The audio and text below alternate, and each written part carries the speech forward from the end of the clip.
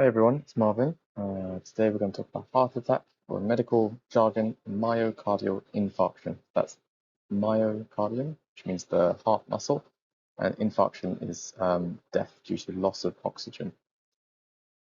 The way that I'm going to talk about this is with a case study. I'm going to touch on the ECG, that's the heart trace, which is, I think a lot of people associate with medicine because it's used a lot in medicine. It's quite a technical subject, so we're just going to talk about what it does for us rather than interpreting an actual ECG. I'll just skim through some anatomy and physiology to understand why we get heart attacks and why the treatments work. And we'll talk about lastly exactly what the treatments are. So we have James. He's a 73-year-old man. He arrives at A&E by ambulance after he has the sudden onset chest pain while he's having his dinner. We go to examine him. He's sweating, he's pale, he's holding his chest, kind of like in that picture there. So even, you don't have to be a doctor or anyone medical. This looks a lot like a heart attack already. So we get things moving in the emergency department, and while you're there, you talk to James, you get a bit of a history. You find out that his pain started very suddenly, and it's been going on for about 3 hours. So those are both relevant bits of information because sudden anything in medicine, sudden loss of feeling, sudden pain, tends to be because of blood vessel cause. They can pop, they can get blocked, they can explode. But very, very sudden things are quite rare unless they're to do with vessels. So that gives us a clue already. And the fact it's going on for 3 hours means that we have some treatments that we can still offer this man.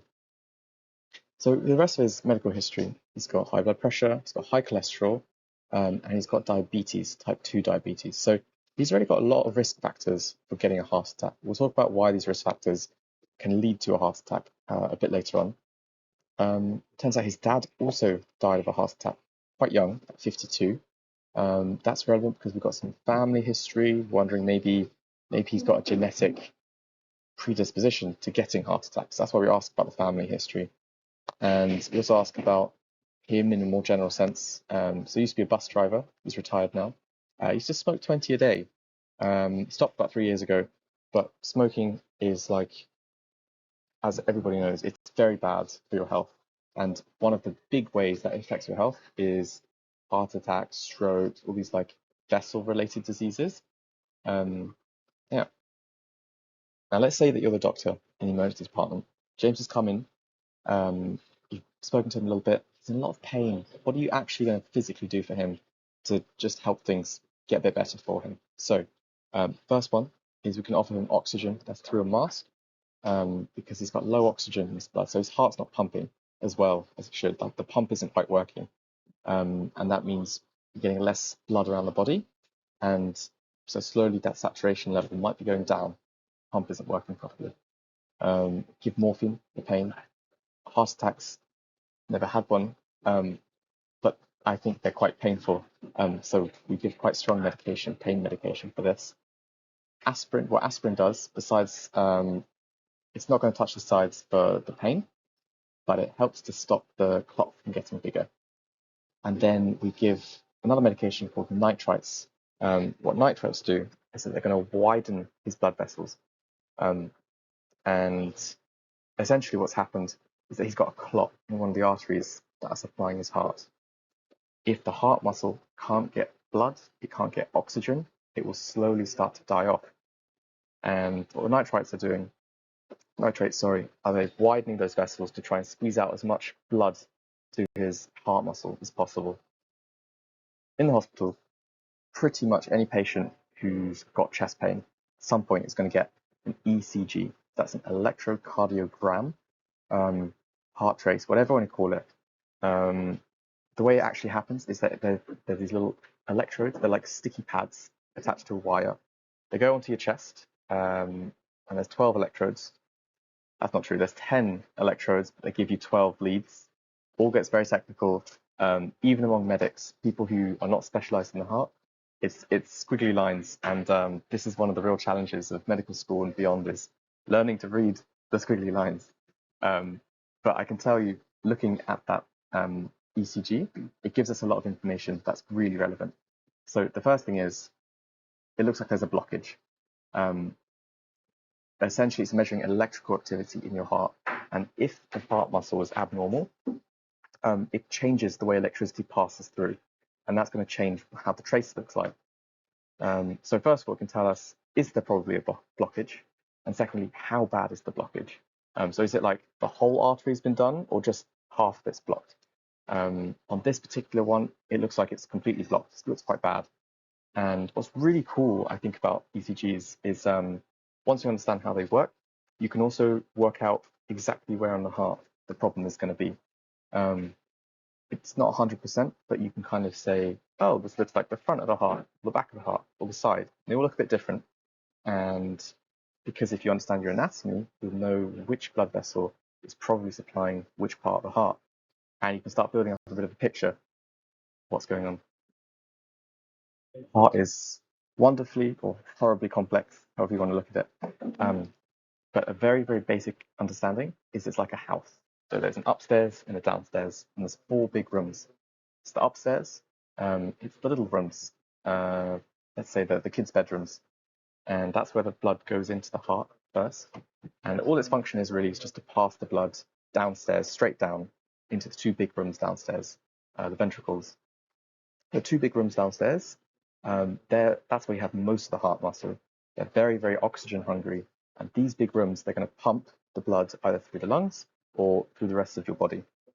And you can't quite see the individual chambers, the 4 rooms of the house on the right here.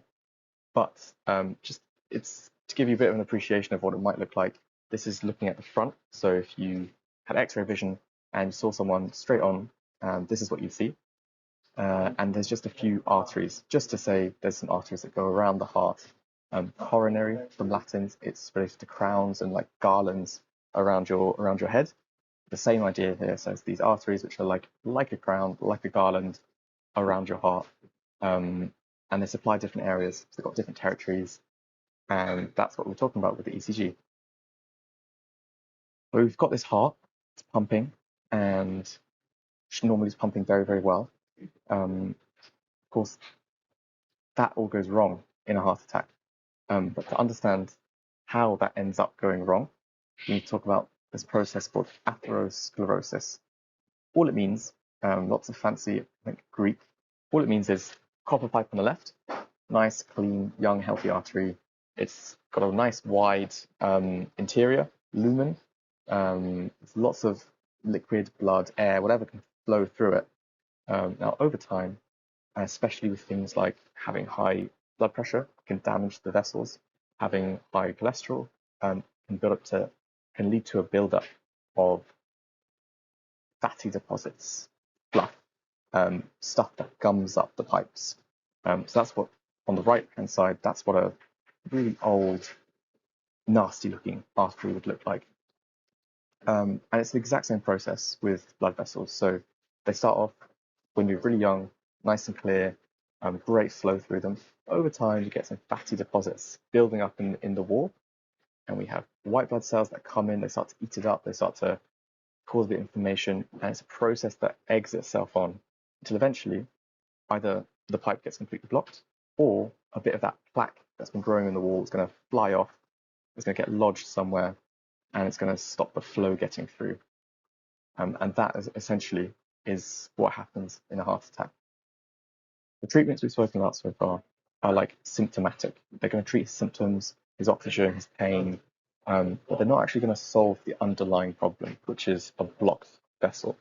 So there's basically 2 ways to treat a heart attack. You can also not do anything, which sometimes is the best option. That's a whole other discussion. But if you're going to treat it, these are the 2 ways you do it. The first one is to give a drug that can dissolve the clot. It's a really powerful drug because it doesn't just dissolve the clot in your heart, but it can stop the rest of your body from forming a clot.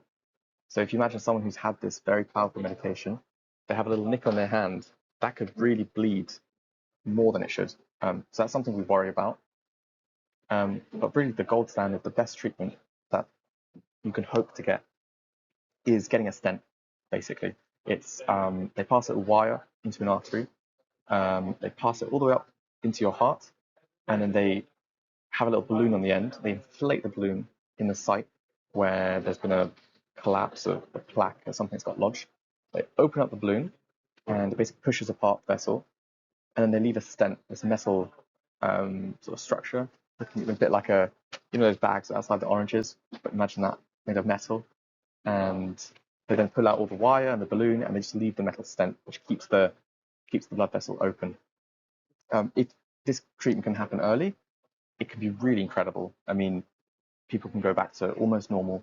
But obviously, the more time you leave, the more heart muscle is going to get damaged and maybe even die. So time is super important in these heart attacks.